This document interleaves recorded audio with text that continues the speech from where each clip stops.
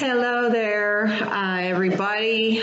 Today is another beautiful day here in Texas, and I wanted to bring you a word of encouragement, the daily wisdom of the day, and encouraging you here through the book of James before I get into the daily Proverbs. So today is wisdom from above. And it comes out of the book of James, chapter 3, verses 13 through 18. So who is wise and understanding among you? By his good conduct, let him show his works in the meekness of wisdom. But if you have bitter jealousy and selfish ambition in your hearts, do not boast and be false to the truth. This is not the wisdom that comes down from above, but is earthly, unspiritual, demonic. For where jealousy and selfish ambition exist, there will be disorder and every vile practice. But the wisdom from above is first pure, then peaceable, gentle, open to reason, full of mercy and good fruits, impartial and sincere. And a harvest of righteousness is sown in peace by those who make peace.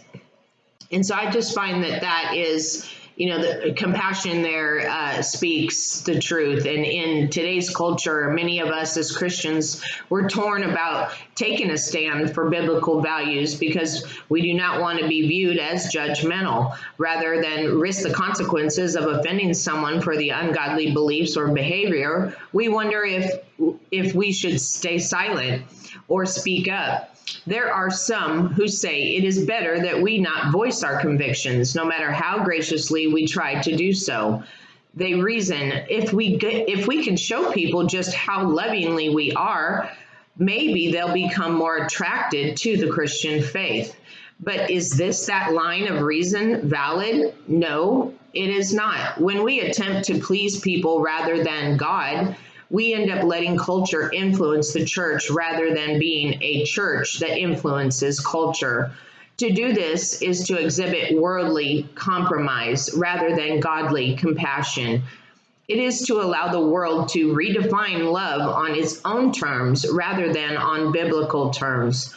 Worldly love says we should not disagree with another person's views and behaviors no matter what.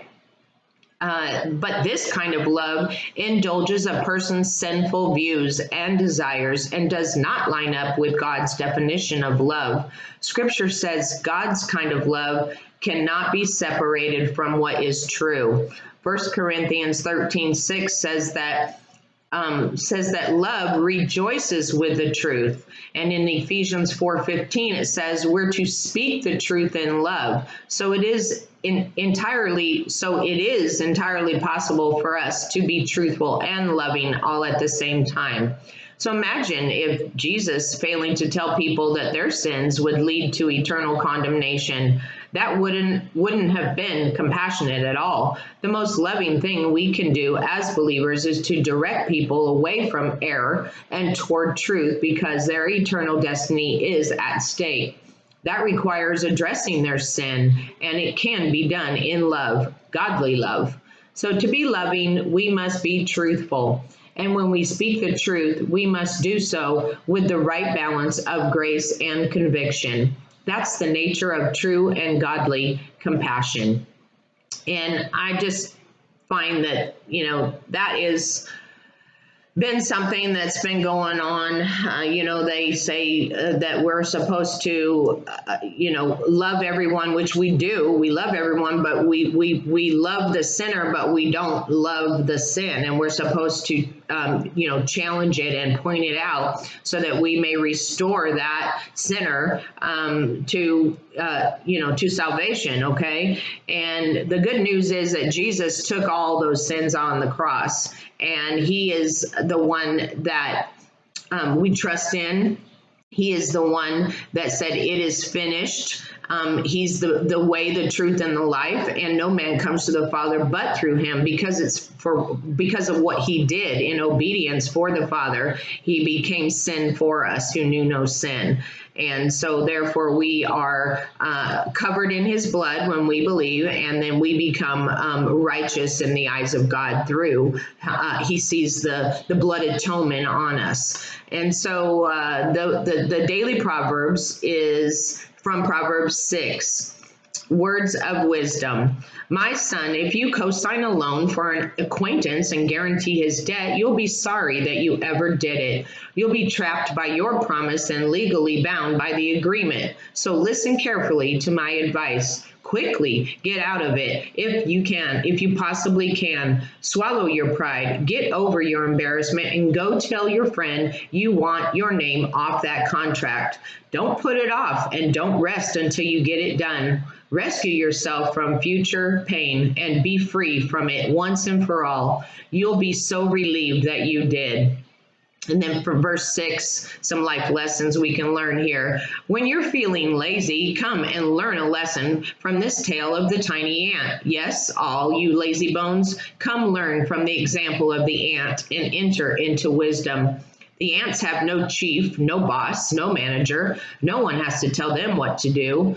You'll see them working and toiling all summer long, stockpiling their food in preparation for winter. So wake up, sleepyhead. How long will you lie there?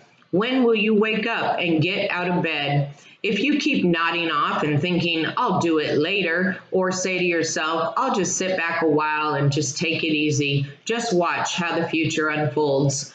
By making excuses, you'll learn what it means to go without. Poverty will pounce on you like a bandit and move in as your roommate for life. Here's another life lesson to learn from observing wayward and wicked men.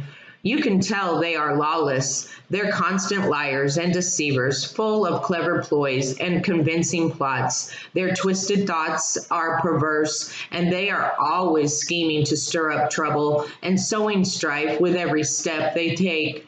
But when calamity comes knocking on their door, suddenly and without warning, they're undone, broken to bits, shattered, with no hope of healing. Now we're getting into a few of the things that God hates. There are really 7 of them, but so it says there are 6 evils God truly hates, and starting at verse 16, and a 7th that is an abomination to him. Putting others down while considering yourself superior, spreading lies and rumors, spilling the blood of the innocent, plotting evil in your heart toward another, gloating over overdoing what's plainly wrong, spouting lies and false testimony, and stirring up strife between friends. These are entirely despicable to God. My son, verse 20, obey your father's godly instruction and follow your mother's life-giving teaching. Fill your heart with their advice and let your life be shaped by what they've taught you. Their wisdom will guide you wherever you go and keep you from bringing harm to yourself. Their instructions will whisper to you at every sunrise and direct you through a brand new day. For truth is a bright beam of light shining into every area of your life, instructing and correcting you to discover the ways to godly living. And then we have, some truth or consequences over doing that, following in the ways of the wisdom of God and of your earthly parents. Verses 20, starting at 24, truth will protect you from immorality and from the promiscuity of another man's wife or a woman or, immorality, of sexual immorality. Your heart won't be enticed by her flatteries or lust over her beauty, nor will her suggestive ways conquer you. Prostitutes reduce a man to poverty, and the adulteress steals your soul. She may even cost you your life. For how can a man light his pants on fire and not be burned? Can he walk over his hot coals of fire and not blister his feet? What makes you think that you can sleep with another man's wife and not get caught? Do you really think you'll get away with it? Don't you know it will ruin your life? You can almost excuse a thief if he steals to feed his own family. But if he's caught, he still has to pay back what he stole sevenfold. His punishment and fine will cost him greatly. So don't be stupid as to think you can get away with your adultery. It will destroy your life, and you'll pay the price for the rest of your days. You'll discover what humiliation, shame, and disgrace are all about, for no one will ever let you forget what you've done. A husband's jealousy makes a man furious. He won't spare you when he comes to take revenge. Try all that you want to talk your way out of it. Offer him a bribe and see if you can manipulate him with your money. Nothing will turn him aside when he comes to you with vengeance in his eyes. And so that's your wisdom for today in Proverbs 6. And I just bless you. I have a client here now. I have to run. God keep you, and may he make his face shine upon you and give you his peace. God bless. Bye-bye.